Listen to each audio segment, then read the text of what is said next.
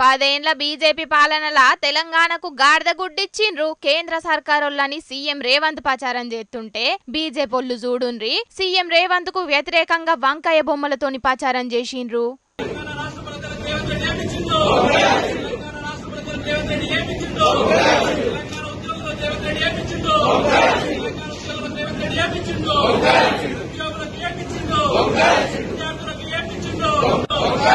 ఆగో ఇన్నరు కదా ఏమంటున్నారో వీళ్ళందరూ. సీఎం రేవంత్ సారు అధికారంలోకి వచ్చినాక పబ్లిక్ అందరినీ మోసం చేసి వంకాయలు చేతులు పెట్టిండని ప్రచారం చేస్తున్నారు. ఇక 60 ఏండ్ల కాంగ్రెస్ పాలనలా లీడర్లందరూ కలిసి తెలంగాణకు వంకాయలే ఇచ్చిండ్రు. ఇక ఇప్పుడు 120 రోజుల సీఎం రేవంత్ పాలనలో కూడా పబ్లిక్ చేతుల లీడర్లు మల్లగ్గావే వంకాయలు పెట్టిండ్రు. కానీ ఏం ఫాయిదా లేదని బగ్గనే గరమైనరు బీజేపీ లీడర్లు.